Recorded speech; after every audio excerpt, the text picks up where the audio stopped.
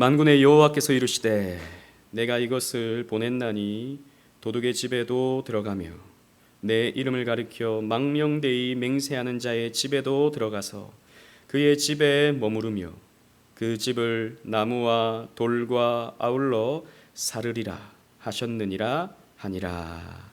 아멘. 우리는 하나님을 생각할 때 주로 사랑의 하나님, 용서하시는 하나님, 은혜로우신 하나님을 생각합니다. 여러분 그렇죠? 예, 맞습니다. 하나님은 그런 하나님이십니다. 하나님은 그렇게 우리를 뜨겁게 사랑하시고요, 우리에게 항상 은혜를 베풀어 주시며 용서하시는 선하신 하나님, 좋으신 하나님이십니다. 그러나 그렇게만 생각한다면 하나님을 오해하는 것이죠. 그런 부분에 대해서 여러분들도 잘 아실 겁니다. 하나님은 그런 성품을 가짐과 동시에 진노하시는 하나님이시죠. 그리고 심판하시는 하나님이십니다. 그리고 무서운 저주를 내리시는 하나님이십니다. 우리는 이 하나님의 두려운 성품에 대해서는 잘 얘기하지 않습니다. 왜냐하면 이런 말씀을 들으면 우리 마음이 불편해지기 때문입니다. 그리고 전도에 방해가 된다고 생각을 하죠. 사람들에게 전도할 때 하나님 이렇게 좋은 분이십니다 라고 해야 사람들이 교회 올 것 아닙니까? 사람들이 여기 앉아 있을 것 아닙니까? 하나님은 저주하시는 하나님이십니다. 여러분들의 죄를 낱낱이 보시면서 여러분들에게 무서운 진노를 내리시기를 준비하시는 하나님입니다 라고 하면 처음 온 사람들이 얼마나 무섭겠습니까? 얼마나 부담이 되겠습니까? 그러니까 오늘날 전도자들이 계속해서 하나님을 왜곡시킵니다. 점점 그렇게 되면서 오늘날 성도들은요, 우리가 하나님께 무슨 짓을 해도 하나님은 그냥 허허 실실 하시면서 웃어주시는 유치원 교사 같은 그런 하나님으로 생각하는 경우가 너무나도 많은 것이죠. 그래서 우리는 성경이 계시해 주는 대로 하나님을 믿고 따를 필요가 있습니다. 앞에서 살펴보았던 5가지의 환상, 우리 쭉 살펴봤었죠.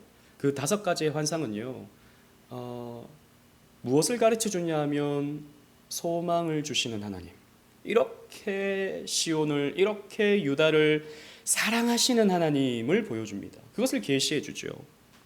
그러나 앞으로 우리가 보게 될 2개의 환상은 그렇지 않습니다. 저주하시는 하나님, 심판하시는 하나님을 계시해 줍니다. 여러분, 성경을 우리가 찬찬히 보면 성경이 그려주는 이런 저주하시는 하나님, 이 하나님은요, 말로 형용할 수 없을 정도로 두려우신 하나님입니다. 하나님은 때론 우리가 범접할 수 없는 어미하신 하나님으로 성경이 그려주고 있죠. 그래서 감히 우리가 하나님께 나아갈 수 없을 정도로 하나님은요, 두려운 하나님입니다. 심지어 마귀와 사탄이 주는 죽음의 공포보다도 우리는 죽음을 가장 무서워하죠. 여러분, 우리의 두려움의 기저에는 죽음이라는 것이 깔려 있습니다. 우리는 누구나 죽음을 두려워해요. 그러나 마귀와 사탄이 주는 죽음의 공포보다도 훨씬 더 큰 공포를 하나님이 주신다는 것을 우리는 기억해야 됩니다. 우리는 이 진노하시는 하나님, 저주하시는 하나님의 얼굴도 바라볼 수 있어야 한다는 것이죠. 그래서 오늘 우리가 살펴보게 되는 이 6번째 환상, 날아가는 두루마리 환상을 통해서 이 하나님의 성품을 함께 생각해 봤으면 좋겠습니다. 우리 1절, 2절 다 같이 한번 읽어볼게요. 제가 1절을 읽고 2절을 함께 읽도록 하겠습니다. 내가 다시 눈을 들어본즉 날아가는 두루마리가 있더라. 시작. 그가 내게 묻되 내가 무엇을 보느냐 하기로 내가 대답하되 날아가는 두루마리를 보나이다. 그 길이가 20규빗이요 너비가 10규빗이니이다. 아멘. 스가랴 선지자는 이제 또 다른 환상을 봅니다. 6번째 환상이에요. 이번에는 무엇을 보냐 하면 좀 단순합니다. 날아가는 두루마리를 봅니다. 두루마리. 이 두루마리라는 말은 히브리어로 메길라라는 말인데요, 기본적으로 이것은 성경에서 말할 때 책을 의미합니다. 우리는 두루마리 그러면 여러분 뭐가 떠오르시죠? 두루마리 화장지가 생각나죠. 두루마리 화장지. 두루마리 화장지. 옛날 책이 그랬습니다. 돌돌돌돌돌돌돌돌 말려 마치 화장지처럼 돌돌돌돌돌 말려 있는 것입니다. 우리는 책 그러면 코덱스 책을 생각하죠. 이렇게 책 종이를 겹쳐놓고 끝부분을 풀로 발라서 이렇게 넘겨보는 책을 우리는 생각하지만 이 지중해 연안에 있는 대부분의 나라들은 책 그러면 두루마리입니다. 돌돌돌돌 말려 있는 두루마리. 우리가 아는 것처럼 성경도 원래는 다 두루마리였죠. 그러니까 말하자면 이 스가랴는요, 이 원래는 두루마리인데 이것이 펼쳐져 있는 두루마리가 하늘을 날고 있는 것을 지금 보고 있는 것입니다. 그런데 이 두루마리가 단순한 책은 아니었던 것 같아요. 왜냐하면 사이즈가 보통의 그런 두루마리 책과는 너무나도 달라요. 훨씬 더 큽니다. 2절 보면 치수가 나오죠. 길이가 20규빗. 여러분 20규빗 그러면 한 규빗이 여러분 어느 정도인지 아시죠, 그죠? 손끝에서 요 팔꿈치 사이. 요걸 한 규빗. 그러니까 약 한 45cm. 그러면 20규빗 그러면 여러분 어느 정도죠? 빨리 계산이 되십니까? 9m. 왜 이렇게 똑똑하시죠? 9m가 되는 겁니다. 그리고 길이가 20규빗 그리고 넓이가 10규빗 그랬죠. 그러면 이게 4.5m. 여러분 보통 두루마리로 된 그런 고대의 책들은 주로 넓이가 한 30cm 정도밖에 안 됩니다. 쭉 펴면 아주 두꺼운 책은 한 진짜 9m 정도 돼요. 그런데 넓이는 보통 한 30cm, 아무리 커도 한 40cm 정도 돼요. 그런데 이 넓이가 4.5m. 이건 커도 너무 큰 겁니다. 이건 사람이 들 수도 없고 사람이 펼치기도 어려운 그런 책이 되는 것이죠. 이런 큰 두루마리가 하늘을 날아가고 있다라는 것입니다. 그런데 여러분 이 두루마리라고 했을 때 성경에서 이 두루마리가 갖고 있는 어떤 의미, 두루마리가 갖고 있는 어떤 메시지를 명확하게 드러내주는 구절이 있어요. 그게 어디냐면 요한계시록입니다. 예, 여러분 요한계시록에 보면 우리 성경책을 한번 펴볼까요? 요한계시록 5장 한번 찾아가 보십시다. 요한계시록 5장. 하늘 보좌가 요한계시록 5장에 펼쳐지는데 이 두루마리를 가지신 분이 나와요. 계시록 5장 1절 말씀 우리 다 같이 한번 읽어보겠습니다. 시작. 내가 보매 보좌에 앉으신 이의 오른손에 두루마리가 있으니 안팎으로 썼고 7인으로 봉하였더라. 보십시오. 보좌에 앉으신 이, 그리고 나중에 보면 또 어린 양이 나오거든요. 보좌에 앉으신 이는 누굽니까? 하나님이죠. 어린 양이 따로 나온다니까요. 그러니까 하나님 오른손에 두루마리가 있다는 겁니다. 여러분 이걸 우리가 상상해 볼 수 있는 거예요. 상상의 표현으로 그림책으로 지금 말씀으로 설명해 주는 겁니다. 하나님이 여긴 또 왜 오른손이 있냐? 없다 그러지 않았냐? 하나님이 영이시라 그러지 않았냐? 이렇게 접근하면 안 됩니다. 우리가 이해할 수 있는 그림 언어로 지금 표현하고 있는 거예요. 묵시 세계에 하나님의 오른손에 두루마리가 있습니다. 그런데 안팎으로 말씀이 써 있어요. 안쪽에도 써 있고 바깥쪽에도 써 있다라는 겁니다. 그런데 7인으로 봉해졌어요. 봉인이 7개가 있어요. 봉인이. 그런데 이 책을, 이 두루마리 책을 누구에게 넘겨주냐 하면 7절 말씀 보십시오. 7절. 계시록 5장 7절. 그 어린 양이 나와서 보좌에 앉으신 이의 오른손에서 두루마리를 취하시니라 라고 했습니다. 자, 어린 양은 누구를 말하죠? 예수 그리스도. 예수 그리스도께서 이 두루마리 책을 이제 받으시는 겁니다. 그래서 이 두루마리 책을 받으시고 이제 6장으로 넘어가면 이 7 봉인이 하나씩 풀려져요.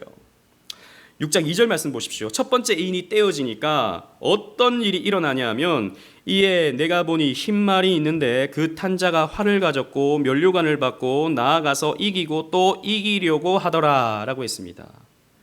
활을 가졌다. 여러분 활은 뭐죠? 무기죠. 무기를 가지고 이기고 또 이기려고 하더라 라는 겁니다.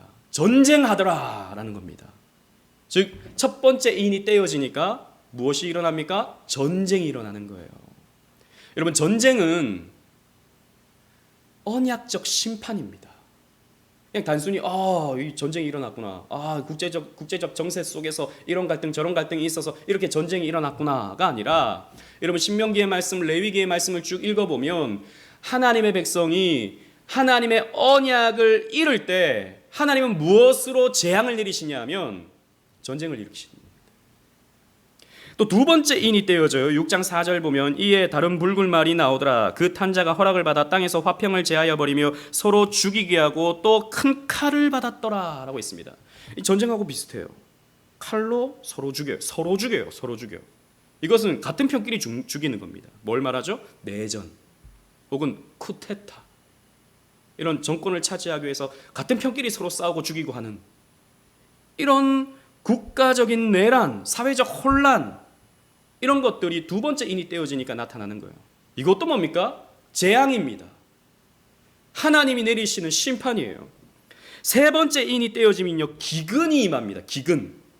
기근이 내려져서 저울에 식량을 달아도 턱없이 부족해져요. 기근이 일어나서 사람들이 먹을 것이 없어집니다. 네 번째 인이 떼어지면요, 전염병이 창궐합니다. 전염병이 창궐해서 사람들이 막 죽어나가요. 그리고 다섯 번째 인이 떼어지면요, 잠깐 심판이 멈추었다가 잠깐 심판이 지연되었다가 반드시 이루어진다. 이 심판이 이루어진다라는 말씀이 주어지고요. 그리고 마지막 여섯 번째 인이 떼어지면 천재지변이 일어납니다. 하늘에서 별이 떨어지고 그리고 땅이 흔들리면서 이런 자연재해가, 천재지변이 일어나는 것이죠.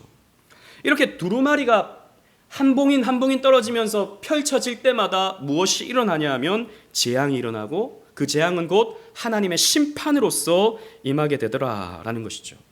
그래서 이 심판을 당하는 사람들이 소리를 질러요. 여러분 계시록 6장 15절 17절 말씀 보십시오. 15절을 제가 읽고 16절 17절은 다 같이 읽겠습니다. 땅의 임금들과 왕족들과 장군들과 부자들과 강한 자들과 모든 종과 자유인이 굴과 산들의 바위 틈에 숨어 시작. 산들과 바위에게 말하되 우리 위에 떨어져 보좌에 앉으신 이의 얼굴에서와 그 어린 양의 진노에서 우리를 가리라. 그들의 진노의 큰 날이 이르렀으니 누가 능히 서리요 하더라. 여러분 여기 15절에 나오는 임금, 왕족, 장군, 부자, 강한 자, 모든 종, 자유인, 이건요 온 세상 사람을 말합니다. 온 세상 사람들이 너무 무서워가지고 이걸 눈으로 볼 수가 없어가지고 굴 속으로 들어갑니다. 산 속에 숨습니다. 그러면서 말하기를 나를 좀 가려달라. 바위야 차라리 내 위에 좀 떨어져 달라. 나는 하나님의 저 진노의 얼굴, 어린 양의 진노의 얼굴을 보는 것이 너무너무 무섭다. 차라리 바위야 나를 좀 깔아뭉개달라. 이렇게 말하고 있는 것입니다. 여러분 보세요. 이 두루마리가 담고 있는 메시지가 무엇입니까? 저주, 심판, 재앙을 말하고 있는 것입니다. 여러분 그렇다면 스가랴 선지자가 보고 있는 이 하늘을 나는 두루마리는 어떤 것을 의미합니까? 무시무시한 재앙이 임한다 라고 하는 것을 경고하는 말씀이에요. 그런데 이 두루마리가 그냥 두루마리가 아니에요. 엄청나게 큰 두루마리입니다. 여러분 이것은 무엇을 의미할까요? 크게 두 가지로 생각해 볼 수 있습니다. 첫 번째는 어마어마하게 한 큰 심판이 준비되고 있다라는 것입니다. 그 소망을 주셨던 하나님이, 그 시온을 회복하게 하겠다라고 말씀하신 그 사랑의 하나님이, 그런데 너희들 나의 말에 순종하지 않으면, 계속해서 그렇게 죄 지으면 어마어마하게 큰 심판이 너희들에게 임할 줄 알아라 라고 하는 것을 하나님이 경고하고 있는 것입니다. 이때 당시 사람들의 죄는 무엇이었습니까? 여러 가지 죄가 있었습니다. 그러나 성전 건축의 사명을 감당하지 않고 자기 이기적인 삶, 이리저리 핑계를 대면서 게을러져 있으면서 자신을 합리화하는 삶, 이런 삶에 빠져 있는 사람들이 굉장히 많았죠. 그들에게 너희들 계속해서 그렇게 게을렀다가는, 그렇게 계속해서 하나님의 것을 취하지 아니하고 세상 것을 취하게 된다면 무시무시한 심판이 임할 것이다 라고 하는 것을 하나님이 경고하고 있는 것이죠. 또 두 번째는 어마어마하게 큰 두루마리가 날아가고 있어요. 여러분, 왜 클까요? 아까 첫 번째는 큰 심판을 의미한다라고 했죠. 그럼 우리가 쉽게 생각해 보십시다. 왜 크게 두루마리가 하늘을 날고 있을까요? 맞습니다. 제 의도를 우리 권사님이 탁 알아채셨네요. 어떻게 알아셨지? 여러분, 옛날에 우리 TV 이렇게 보면 옛날에는 뭐 16인치, 20인치 이렇게 봤지 않습니까? 그거 보고 우리 잘 봤어요, 그죠? 근데 요즘에 16인치, 20인치 보는 사람이 있습니까? 요즘에는요, 한 50인치, 60인치, 70, 요즘 100인치 이런 TV도 나오고 사람들이 본다고요. 그거 보면 뭐가 좋죠? 시원시원합니다. 옛날에는 이렇게 봤던 거를 가까이 가서 이게 누군가 봤던 거를 그냥 멀리서도 저 사람 저 사람이구나, 저 사람이 저거 행동하고 있구나, 저런 행동은 어떤 의미지 라고 하는 것을 우리가 대단할 수 있지 않습니까? 마찬가지입니다. 큰 두루마리라는 말은, 또 하늘을 날고 있다는 것은 누구도 볼 수 있도록, 그 어떤 누구도 볼 수 있도록 하나님이 경고의 말씀을 주고 있는 거죠. 한편으로 본다면 그렇기 때문에 이것은 또 하나님의 은혜입니다. 왜? 회개할 수 있는 기회를 주는 거예요. 누구든 봐라. 누구든 이 심판이 기다리고 있다는 것을 기억해라. 누구든지 이런 어마어마한 큰 심판이 임하고 있다는 것을 준비해라. 그러기에 너희들의 삶을 돌이켜서 하나님께로 나와라 라고 하는 메시지를 이 큰 두루마리를 통해서 환상을 보여주고 있는 것입니다. 그래서 한편으로는 하나님의 은혜라고 할 수 있는 것이죠. 여러분, 그래서 이 두루마리의 구체적인 내용을 한번 살펴보십시다. 3절 말씀 우리 다 같이 한번 읽어볼게요. 다시 스가랴 5장으로 가셔서 3절 말씀 다시 한번 본문으로 가보십시다. 3절을 다 같이 읽겠습니다. 시작. 그가 내게 이르되 이는 온 땅 위에 내리는 저주라. 도둑질하는 자는 그 이쪽 글대로 끊어지고 맹세하는 자는 그 저쪽 글대로 끊어지리라 하니. 자, 보세요. 이 날아가는 두루마리도 이쪽에도 써 있고 저쪽에도 써 있어요. 안쪽에도 써 있고 바깥쪽에도 써 있습니다. 그런데 여러분, 이 3절 시작에 이는 온 땅 위에 내리는 저주다라고 말씀하고 있죠. 요한계시록의 그 두루마리와 같은 의미를 가진 두루마리입니다. 자, 이 두루마리의 메시지는 저주입니다. 그리고 하나님이 말씀하시는 저주라는 것은 당연히 언약적 저주죠. 우리가 레위기, 민수기, 신명기 말씀 살펴보면, 특히 신명기의 말씀 보면 너희가 이 말씀을 지켜 행하지 않으면 들어가도 저주받고 나가도 저주받고 떡반죽 그릇이 저주받고 이것도 저주받고 이것도 저주받고, 저주의 얘기가 엄청 많지 않습니까? 언약적 저주를 말하고 있는 것입니다. 그런데 무엇 때문에 저주를 받습니까? 첫 번째, 도둑질. 도둑질하는 자는 이쪽 글대로 끊어진다. 하나님에게서 끊어진다 이 말이죠. 그 언약적 축복 가운데서 끊어진다, 이런 의미가 될 것입니다. 그리고 맹세하는 자는 저쪽 글대로 끊어진다. 아마도 이 맹세는 거짓 맹세인 것 같아요. 거짓 맹세하는 자는 저쪽 글대로 끊어지게 된다라고 말씀하고 있습니다. 즉, 도둑질하지 말라, 그리고 거짓 맹세하지 말라가 있는 겁니다. 자, 여기서 퀴즈. 도둑질하지 말라는 몇 계명입니까? 왜 겸손하시죠? 8계명, 그죠? 우리 다 알고 있어요. 힌트 드릴게요. 도둑질은 손으로 해요, 그죠? 팔로 한다고요. 8계명. 자, 맹세하지 말라, 거짓 맹세하지 말라, 이거는 몇 계명에게 적용되죠? 그렇죠. 3계명. 하나님의 이름으로 맹세해야 되는 건데 우리가 거짓 맹세하면 하나님의 이름을 망령되게 부르는 겁니다.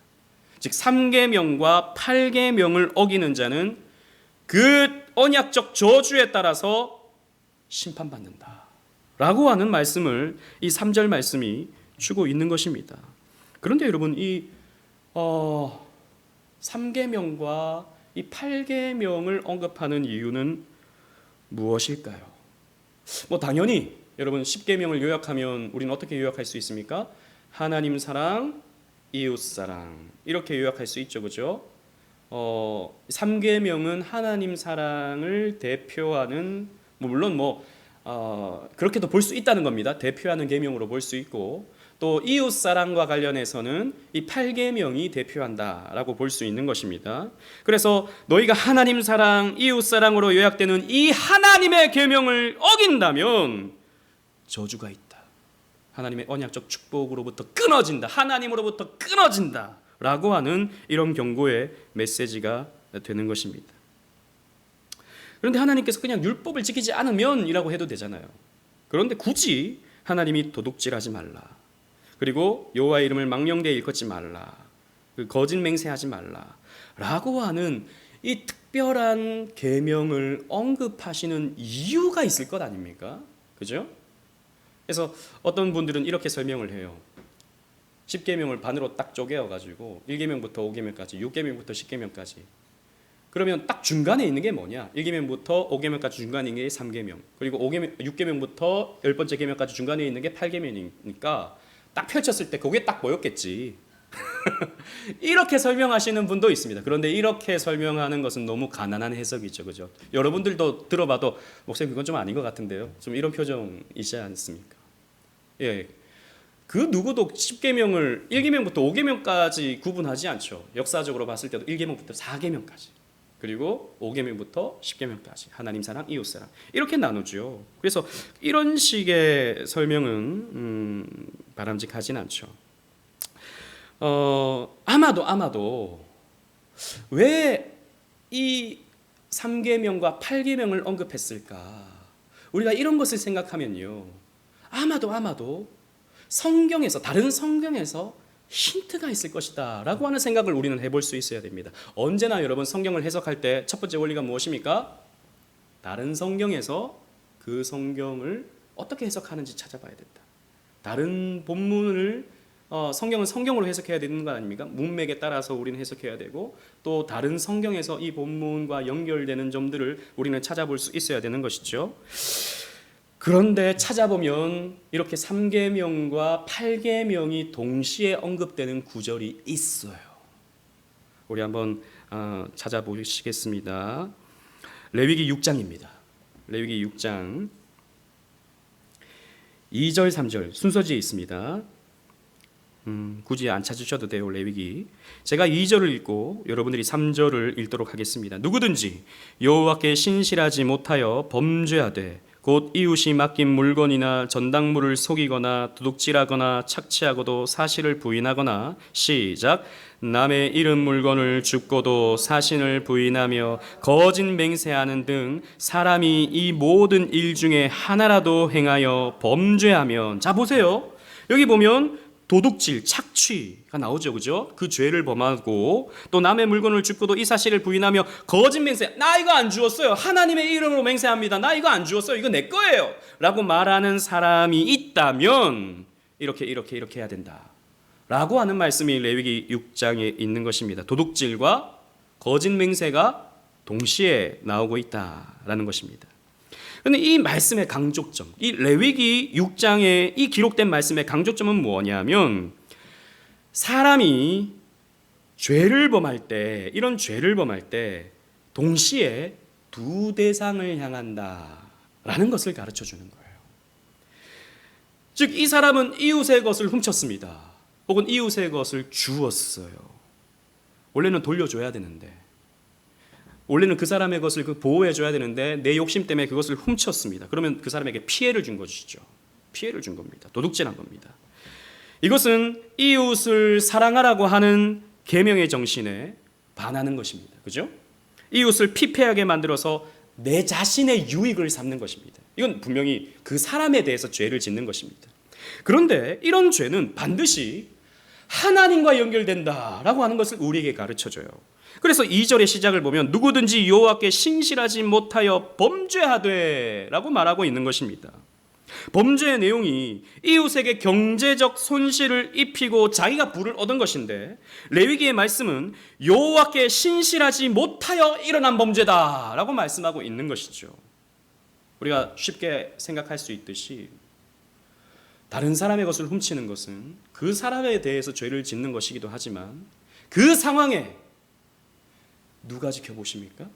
하나님이 지켜보시죠. 늘 항상 우리와 함께 하시는 분이 누구십니까? 하나님이십니다. 눈에 보이진 않지만. 그죠? 늘 우리가 살아가는 모든 행동들은 다 코람데오 하나님 앞에서 하는 일들입니다. 그렇다면 죄도 마찬가지로 하나님 앞에서 짓는 죄죠. 하나님이 보고 있는데 내가 훔친다? 그건 하나님을 무시하는 죄가 되는 겁니다. 그죠? 아니면 하나님이 마치 없는 것처럼 하나님을 부인하는 죄가 되는 것입니다. 그래서 이 말씀은요, 두 대상을 향해서 동시에 대가를 치러야 된다라고 하는 것을 가르쳐줘요. 이 레위기 6장에 있는 이 말씀은요. 그래서 다음 말씀을 여러분 나중에 찾아보시면 그 이어지는 말씀을 살펴보면 피해를 끼친 사람은 그 물건에다가 5분의 1을 더해서 갚아줘야 된다. 이 도둑질임이 드러났을 때 예를 들어서 내가 그 사람의 100만 원을 훔쳤다면 120만 원으로 갚아줘야 된다라고 하는 것이 첫 번째 명령이고요. 두 번째는 뭐냐면 그렇게 죄를 지었으면 그 사람에게만 갚은 것으로 끝나는 게 아니에요. 하나님 앞에 속건제를 드려야 돼요. 하나님 앞에. 그래야 그 죄가 해결되는 겁니다. 속건 제물을 바치고 하나님께 속건제를 드림으로써 그 도둑질 그리고 그 거짓 맹세의 죄가 없어지게 되는 겁니다. 용서받을 수 있는 거예요. 자 보세요. 우리의 모든 죄는 하나님과 사람에게 연결되어 있습니다. 어떤 사람한테 죄를 지었어요. 그러면 아유 하나님 내가 저 사람한테 죄를 지었습니다. 용서해 주세요. 이렇게 한다고 여러분 끝나는 게 아닙니다.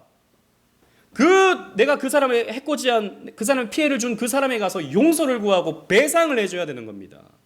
하나님 그걸 요구하세요. 또 배상해줬다고 끝나는 게 아닙니다. 하나님께 나아가야 됩니다. 우리의 모든 죄는 사람과 이웃과 연결되어 있다라는 것이죠.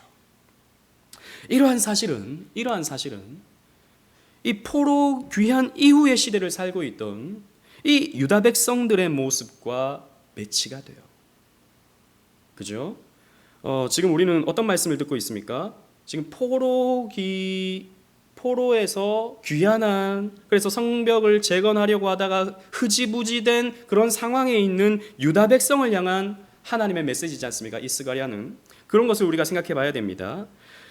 학계 말씀을 살펴보잖아요. 학계 말씀을 살펴보면 이 유다 백성들이 왜 성전 건축을 힘있게 하지 못하는지에 대해서 그 이유를 밝혀주고 있어요. 여러분 앞으로 조금만 가보십시오. 오늘 말씀을 또 끼워 넣으시고요. 학계 1장 4절 말씀.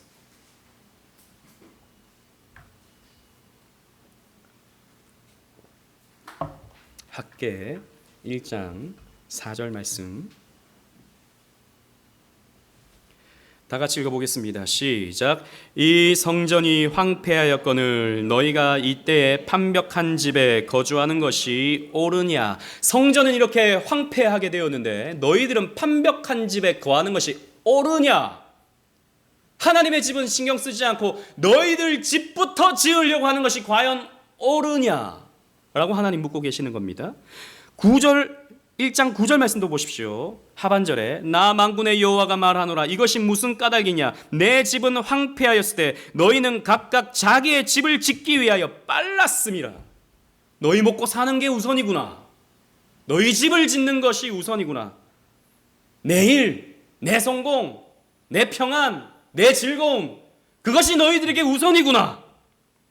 하나님이 이렇게 책망하시는 거예요. 그것 때문에 그 세상 즐거움 때문에 그 세상 평안 때문에 너희들은 나를 놓치고 있구나 라고 하는 것을 하나님 말씀하시는 거예요. 그래서 하나님이 내리시는 징벌이 무엇입니까? 1장 6절 말씀 보십시오. 1장 6절 말씀 다 같이 읽겠습니다. 시작. 너희가 만일 뿌릴지라도 수확이 적으며 먹을지라도 배부르지 못하며 마실지라도 흡족하지 못하며 입어도 따뜻하지 못하며 일꾼이 삭슬 받아도 그것을 구멍 뚫어진 전대에 넣음이 되느니라. 아멘. 아무리 벌어봐라 술술술술 샌다. 아무리 마셔봐라 또 갈증이 온다. 너희들이 그 삭슬 받아도 구멍난 전대에 들어가서 술술 그 돈이 샌다. 내가 그렇게 한다. 하나님이 이렇게 말씀하시는 거예요. 물질의 삶에 대한 탐욕, 나의 이기적인 욕망을 채우기 위해 하나님을 뒷전으로 둘 때 하나님은 이런 징벌을 내리신다라는 것입니다. 그렇습니다. 유다 백성들은 하나님의 성전보다도 자신의 삶의 문제가 훨씬 더 컸던 것이죠. 육체적 부유함을 추구하는 것이 먼저였던 것입니다. 그래서 하나님을 내팽개치고 삶의 문제를 여전히 붙들고 고수하는 이들이 바로 이때 당시의 유다 백성들의 모습이었다라는 것입니다. 이런 상황이 도둑질이다라는 것입니다. 하나님의 것을, 하나님께 마땅히 바쳐야 되는 것을, 하나님께 바쳐야 되는 마땅한 시간을, 하나님께 바쳐야 되는 마땅한 물질을, 하나님께 바쳐야 되는 마땅한 헌신을 드리지 않고 내 거, 이 내 건데요, 내가 열심히 한 건데 나부터 사는 게 먼저 중요하지, 좀 누군가는 하겠지 뭐, 이런 식으로 하나님의 것을 도둑질하는 것, 이것을 하나님이 경고하고 있다라는 것입니다. 여기에 대해서 하나님이 저주를 선언하고 있는 것입니다. 그리고 의미심장한 구절이 있어요. 여러분 본문 4절 말씀 보십시오. 오늘 다시 스가랴 5장 4절,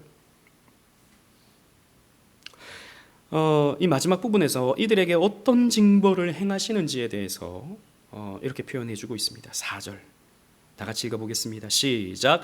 만군의 여호와께서 이르시되 내가 이것을 보냈나니 도둑의 집에도 들어가며 내 이름을 가리켜 망령되이 맹세하는 자의 집에도 들어가서 그의 집에 머무르며 그 집을 나무와 돌과 아울러 사르리라 하셨느니라 하니라. 아멘.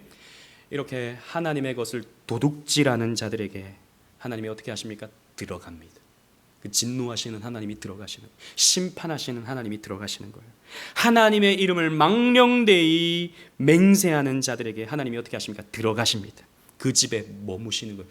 그 무시무시한 하나님, 그 엄위하신 하나님이 그들 위에 머무시는 거예요. 그리고 뭐라고 말씀하십니까?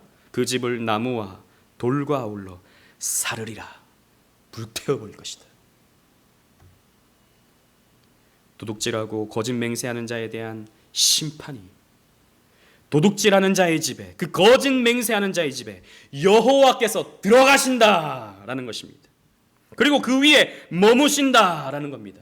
여러분 이 말씀은요, 우리에게 한 장면을 떠올리게 만듭니다. 아주 소름 끼치도록 무시무시한 장면이에요. 뭐냐 하면 여러분 3절 말씀, 오늘 그 스가랴 5장 3절 말씀 보면 온 땅 위에 내리는 저주라 라고 했거든요. 온 땅 위에 내리는 저주, 이 내리는에 해당하는 히브리 원어를 살펴보면 야차입니다. 이 말은 두루다니다 라는 뜻이 있어요. 근데 이 야차라는 말이 언제 또 다른 성경에서 사용되냐 하면 출애굽기에 사용되어 있어요. 이 야차라는 말이. 출애굽기 12장 12절 말씀 우리 다 같이 한번 읽어보도록 하겠습니다. 순서지에 있습니다. 시작. 내가 그 밤에 애굽 땅에 두루다니며 사람이나 짐승을 막론하고 애굽 땅에 있는 모든 처음 난 것을 다 치고 애굽의 모든 신을 내가 심판하리라. 나는 여호와라. 여기 보면 두루다니며 있죠. 두루다니며. 이 두루다니며가 야차입니다. 하나님의 그 재앙이 내리는 것, 이거 하나님이 두루다니시는 겁니다. 두루다녀서 거짓말하는, 도둑질하는 자의 집에 들어가시고 거짓 맹세하는 자의 집에 들어가셔서 그들 위에 저주 가운데 임하게 하시는 거예요. 저주로 임하시는 것입니다. 그래서 여러분 생각해 보십시오. 이 애굽에 내렸던 이 마지막 재앙이 무엇이었습니까? 장자의 죽음. 장자의 죽음. 그래서 이 하나님의 저주가 집집으로 들어가서 장자를 죽여버리는 거예요. 장자는 무엇입니까? 내 미래입니다. 내 미래, 내 노후입니다. 내 전부예요. 근데 그게 없어지는 거예요. 그래서 하나님은요 이렇게 말씀하시는 겁니다. 너희가 도둑질하고 나의 이름을 망령되게 부르면 내가 너희를 애굽같이 여길 것이다 라고 말씀하고 있는 것입니다. 하나님의 백성들이 애굽과 같이 된다. 하나님께서는 원래 그들의 하나님이셨지만 이제 그들의 하나님이 아니게 된다. 끊어지게 된다라는 것입니다. 이방인으로 여기겠다라고 하는 무시무시한 말씀이에요. 여러분, 그런데 이 스가랴에서 언급하고 있는 이 재앙의 말씀은 애굽의 때보다 더 무섭습니다. 한편으로 보면. 왜 그런 줄 아세요? 스가랴의 재앙에는요, 피할 곳이 없습니다. 애굽 때는요, 피할 곳이 있었어요. 어린 양의 피로 피를 바르면, 좌우 임방 문설주에 피를 바르면 어떻게 됩니까? 그 재앙을 피할 수 있었어요. 근데 하지만 지금은 어떻습니까? 타겟이 언약 백성입니다. 타겟이 이미 그 언약적 축복을 허락한 그런 백성입니다. 그래서 이들은 더 이상 보호를 받지 못해요. 이들이 애국과 같이 행동하면, 이들이 이방인같이 행동해서 도둑질하고 하나님의 이름을 망령되게 부르게 되면 이들에게는 피난처가 없습니다. 하나님의 저주가 그대로 임한다라는 것입니다. 그래서 한 신학자는 이렇게 설명합니다. 오늘 날아가는 두루마리에 대한 이 저주에 대해서 이렇게 설명합니다. 잘 들어보십시오. 10번째 재앙에서는 하나님께서 문설주에 피가 칠해진 집에 파괴자가 들어오지 않도록 지키셨지만, 그 애굽에서는 두루마리 저주의 경우에는 이스라엘의 집의 파괴가 하나님의 목표다. 이스라엘 집의 파괴가 하나님의 목표다. 하나님은 이스라엘 백성에게 더 이상 그의 날개 아래 피할 곳을 주지 않으셨다. 하나님은 반역적인 이스라엘 백성들을 강팍해진 바로와 애굽인들과 같이 다루셨다. 이렇게 설명했습니다. 여러분, 이것은 성경 전체의 약속입니다.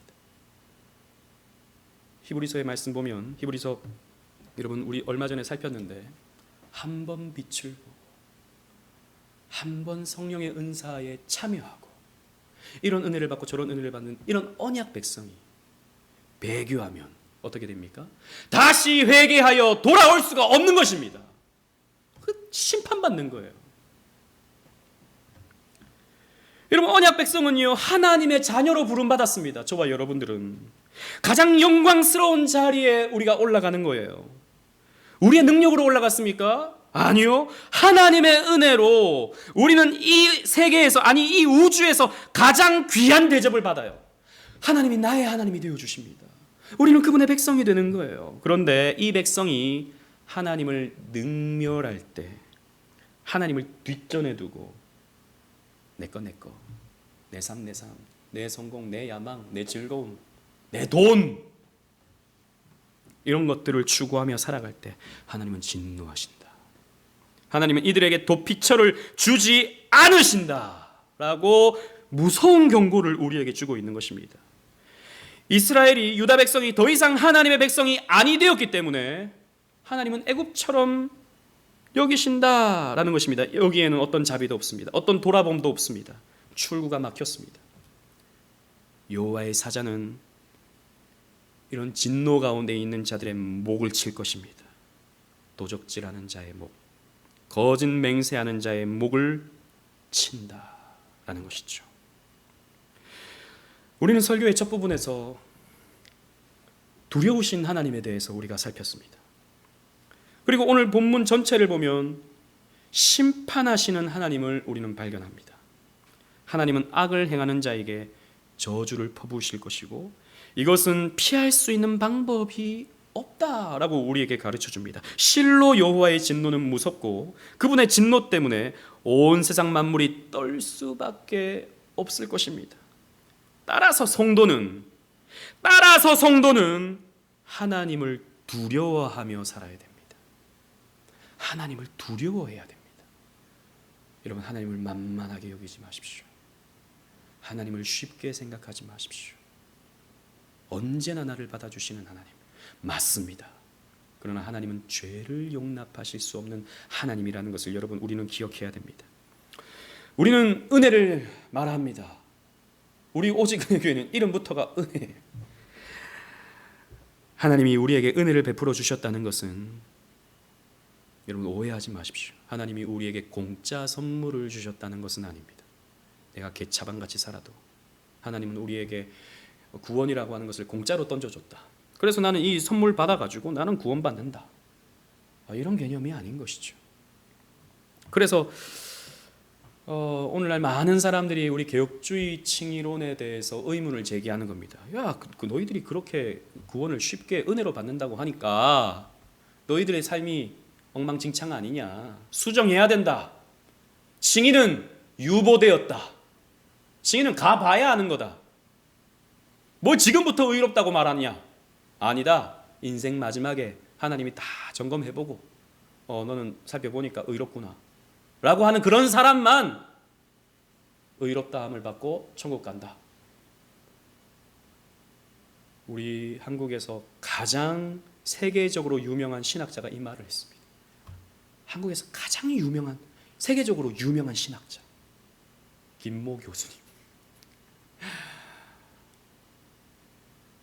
그리고 차세대 떠오르는 신학자, 한국교회에서 아주 젠틀하게 아주 사람들의 마음을 확 휘어잡을 수 있는 유려한 말로 신학을 아주 쉽게 설명하는 젊은 신학자가 또 그렇게 설명을 했어요. 행위 없는 구원이 있나? 행위 없는 칭의가 있나? 그래서 이런 개혁주의 칭의로는 이런 맹점이 있기 때문에, 이런 내가 예수 믿어서 은혜로 말미암아 구원받았다, 이것으로 땡이라고 생각하기 때문에 저들의 삶이 엉망진창이다, 수정돼야 된다, 칭의로는 수정돼야 된다, 이렇게 말하는 사람들이 많습니다. 여러분 정말 그렇습니까? 정말 그게 맞는 말이에요? 하나님께서 전적으로 나를 찾아오셔서 나에게 은혜를 베풀어 주셔서 믿음만으로 구원받을 수 있다라고 하는 것이 행위 구원론자보다 더 우리를 나태하게 만듭니까? 더 우리를 게으르게 만듭니까?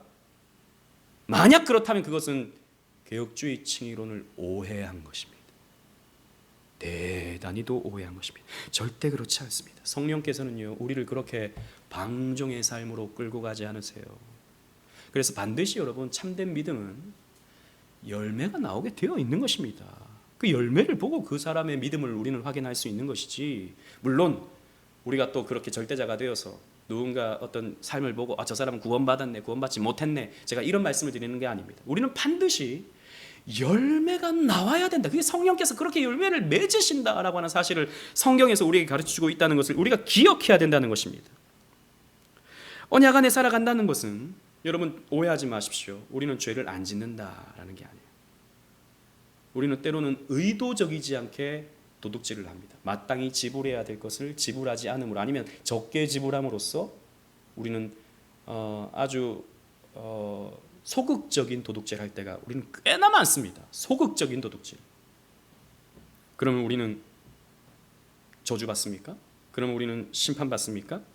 아니죠. 하지만 우리는 주님께서 성령의 조명 가운데 나 자신의 죄를 보면서 이 3계명과 8계명을 어겨가는, 아니 10계명 전체를 어겨가는 나 자신을 보면서 우리는 이렇게 고백해야 옳습니다. 주님, 제가 최선을 다해서 살아가지만 하나님의 뜻대로 살지 못할 때가 많습니다. 하나님, 너무나도 죄송하고 너무나도 송구합니다. 저를 불쌍히 여겨주십시오.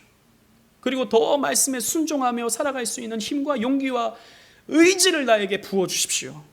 그렇게 고백하면서 어떻게든 말씀에 순종하려고 애쓰고 몸부림치는 삶이 우리에겐 나와야 되는 것입니다. 그런데 구원은 따놓은 당상인 것처럼 뻔뻔하게 배를 내밀면서 뭐 좀 이렇게 살 수 있지, 우리가 완전한 사람이 어딨나, 뭐 다 죄 짓는데 뭐 이 정도 죄 지은 거 가지고 뭘 그렇게 따지고 드냐, 우리는 결코 이렇게 말할 수 없는 것입니다.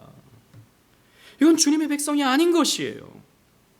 여러분, 우리가 받은 구원은 굉장히 값진 것입니다. 그리고 우리가 받은 구원은 굉장히 한편으로 보면 무서운 것이죠. 우리는 정말 대가 없이 이 구원을 선물로 받았습니다. 그죠? 그런데 이 대가 없이 구원을 선물로 받았다라고 하는 것은, 이것이 마치 구원이라고 하는 것이 공짜인 것처럼 여러분 생각해서는 안 됩니다. 공짜가 아니에요. 하나님께서 우리를 이렇게 구원을 거저 주시는 까닭은 이것이 가치가 없어서 공짜로 주는 것이 아니라 이것은 우리가 죽었다 깨어나도 그 값을 치를 수 없기 때문에, 아무리 우리가 평생을 다 바쳐서, 아니 영혼을 다 바쳐서 우리 그 지구상에 있는 인간들이 다 완벽한 삶을 살아서 다 갚는다 해도 다 갚을 수 없을 만큼 가치가 있는 구원이기 때문에 우리에게 거저 줄 수밖에 없는 것입니다. 그런데 이 구원을 다 받은 거 아니야? 라고 생각하면서 너무 가볍게, 너무 싸구려 취급하는 것은 우리 예수님의 희생을 욕보이는 것이죠. 값이 치러졌잖아요. 예수님의 십자가 사건으로 말미암아서, 예수님의 십자가 피값으로 말미암아서 값이 치러졌지 않습니까? 예수님이 그 값을 치르신 거예요. 목숨을 바쳐서. 그만큼 크고 그만큼 위대한 것입니다. 그래서 우리는 그 구원으로 초청을 받았습니다. 그래서 한편으로는 이 구원이 굉장히 값지지만 무서운 거다라는 거예요. 그래서 우리는 안주할 수가 없는 것입니다. 특히 우리가 이 언약적 저주, 물론 우리는 이 언약적 저주 안에 있지 않습니다. 그죠? 우리는 은혜 언약 안에 있기 때문에. 그러나 그 의미를 우리는 생각해야 된다는 것이죠. 그래서 우리는 나의 이 죄가 얼마만큼 무지막지한 하나님의 진노가 내리게 만드는 무서운 것인가를 생각할 수 있어야 됩니다. 그리고 이 무시무시한 저주가 나에게 쏟아지는 것이 아니라 누구에게 쏟아졌습니까? 예수 그리스도. 예수 그리스도께서 다 그 저주를 뒤집어 쓰시고, 그래서 최후의 목마르기까지 하시면서 내가 목마르다라고 외치면서 그렇게 저주를 다 받아내시는 거예요. 기근을 받아내시는 거예요. 기근을. 그리고 죽음을 겪으시면서 안식일을 지나시죠. 여러분, 왜 예수님께서 왜 금요일 오후에 돌아가셔서 안식일을 보내시고 주일 아침에 새벽에, 여러분, 예수님께서 왜 부활하셨을까요? 안식일을 보내셨잖아요. 죽음. 그죠? 안식일을 지나시잖아요. 왜 예수님께서 그 하고 많은 요일 중에서 그 요일을 택하셨을까요? 6월절이 금요일이니까 그랬나 보지. 아닙니다. 아니에요. 우리가 누려야 할 안식을 주시기 위해서 예수님은 그 안식일 날 안식하지 못하시는 거예요. 그 저주 가운데 고통을 겪으시느라고 안식일 날 안식을 겪지 않았다고요. 우리에게 안식 주시려고. 우리에게. 그래서 우리가 안식일을 누리는 것은 너무 감사한 거지만 또 한편으로는 무시무시한 겁니다. 그냥 얻는 게 아니에요. 아무 대가 없이, 아무 그런 것 없이 그냥 우리에게 던져주는 그런 구원이 아닌 것입니다. 따라서 개혁주의 칭의론이 신자를 나태하게 만든다고 말하는 사람들이 많은데, 진짜 우리가 이 개혁주의 칭의론이 진리라고 믿는다면 우리는 그렇게 주장하는 사람들의 코를 납작하게 만들어줄 필요가 있습니다. 구원에 감사해서, 그 은혜에 감격해서 우리가 맺어가는 이 구원의 열매들이 얼마나 아름다운 것인지 그들에게 보여줄 수 있어야 되는 거예요. 근데 그게 안 된다면 우리는 욕을 먹을 겁니다. 그게 안 된다면 우리는 진노하시는 하나님의 얼굴을 볼 수 있어야 됩니다.